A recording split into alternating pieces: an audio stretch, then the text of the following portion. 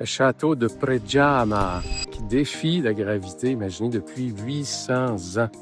C'est le plus vieux château troglodyte qu'on dit en Europe. Il est magnifique. Et ce château-là, évidemment, quelque chose de particulier, c'est qu'il est parsemé de grottes et de souterrains. Et au 15e siècle, c'est le chevalier Érasme qui en était propriétaire. Et puis, il avait décidé de se battre contre l'empereur de l'époque, François Ier. Et puis imaginez, quand l'empereur a envoyé ses troupes pour assiéger le château, l'empereur n'était pas au courant qu'il y avait plein de souterrains. Alors Érasme, un peu de façon imbue, faisait envoyer des cerises très fraîches à l'empereur pour lui prouver qu'il pouvait rester assiégé pendant des semaines, pendant des mois s'il le voulait, puisque ses troupes étaient nourries à travers les souterrains et la population qui l'appuyait. Alors imaginez dans ce magnifique château qui semble tout à fait imprenable, bien, Érasme a été trahi par un de ses serviteurs. Et au moment où il est allé dans les latrines qui sont les toilettes, qui sont souvent l'endroit le plus vulnérable d'un château, puisque les toilettes sont proches des murs extérieurs pour évacuer évidemment les déchets,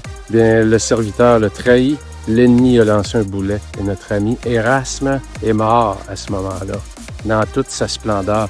Et il nous rappelle, ce chevalier-là, Érasme, puis quand on regarde à l'arrière de moi, ce château magnifique qui est rempli de souterrains, vraiment d'une ingéniosité incroyable. On a tous aussi, je pense, chacun d'entre nous, nos moments de génie dans une vie. On a tous aussi nos moments où on devient très, très, très vulnérable. Et il faut savoir le reconnaître et ne pas tomber dans le surcroît de confiance pour justement pas vivre ce que notre ami Érasme a vécu. Et je me rappelle, il y a une vingtaine d'années, il y a eu des moments dans ma carrière où j'étais vraiment, vraiment en confiance. Tu te sens vulnérable et qu'est-ce qui arrive? C'est l'ego qui prend le dessus. Et c'est souvent le grand piège. On perd l'humilité et on perd des gens qui nous sont chers autour de nous à cause de la personne qu'on devient. Donc, c'est important de s'inspirer de l'histoire d'Érasme, ce grand chevalier-là, pour reconnecter avec cette humilité-là également. Alors, je vous salue tout le monde. On se revoit bientôt. Bye bye.